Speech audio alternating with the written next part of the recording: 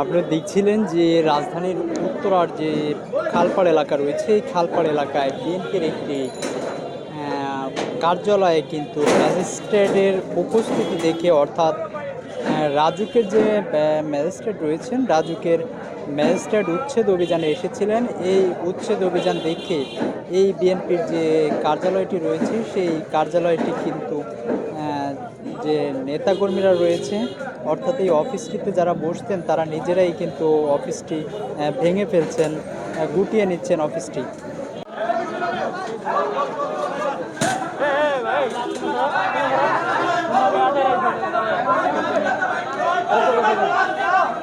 ভাই ভাই বড় ভাই ভাই আমাদের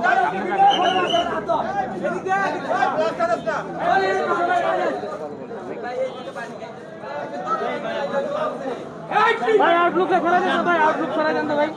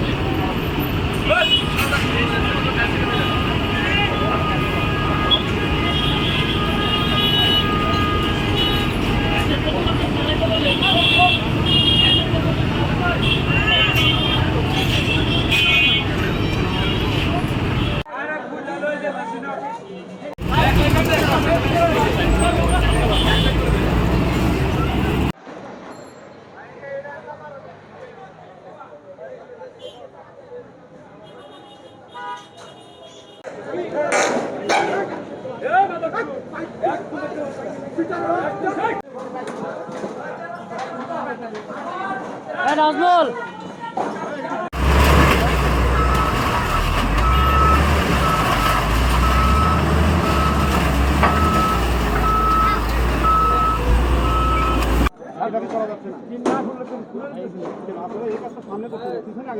আমি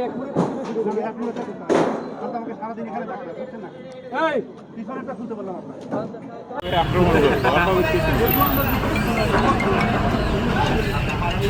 আসসালামাইকুম স্যার।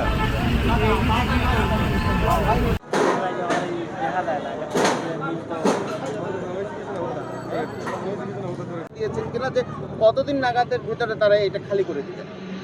আচ্ছা, এটা আসলে আমরা যতটুকু পেরেছি আমরা পুরোটাই খালি করেছি। এই কারণে এর বাইরে যারা আছে তারা অলরেডি জানে যে আমাদের আবারও সামনের দিনে এই মোবাইল কোর্টগুলো হবে, তারা হয়তো নিজ দায়িত্ব সরে নেবে। বাট আমরা যতটুকু অভিযান করেছি এর মধ্যে আর কোনোটা নাই, কাজে এরকম মুসলেখা দেওয়া কিংবা তারা সরিয়ে নেবে এরকম কোনো বিষয় আমাদের সামনে আসে। আমরা সবটুকু অপসারণ করেছি। আচ্ছা হ্যাঁ, কিছু আপনারা ভালো বলেছেন যে আমাদের যে পরিবেশ বান্ধব কিছু নার্সারি এখানে রয়েছে, এই বিষয়টি আসলে তারা লিজ নিয়েছে কিনা এটা আমাদেরও জানা নেই। বাট আমরা এই বিষয়ে আমাদের ঊর্ধ্বতন কর্তৃপক্ষের সাথে আলোচনা করে আমরা এটা একটা সিদ্ধান্ত নিই নার্সারি বিষয়টা কিভাবে সমাধান হবে। আসলে এটা হুট করে না, এটা কিন্তু আমরা 3-4 দিন ধরে এই মোবাইল কোর্টটা করছি। এটা যারা বলছে এটা তাদের অজুহাত, মানে মানুষ তো আসলে অবৈধ স্থাপনা কেউ সরাতে চায় না। তো আমরা যদি নোটিশও করি তারা এই নোটিশকেও অনেকটা সময় অবজ্ঞা করে, যার জন্য আমরা এইভাবে যে মোবাইল কোর্টে তাৎক্ষণিক আমাদের বিচার্য বিষয় তারই আওতায় আমরা এগুলো করছি।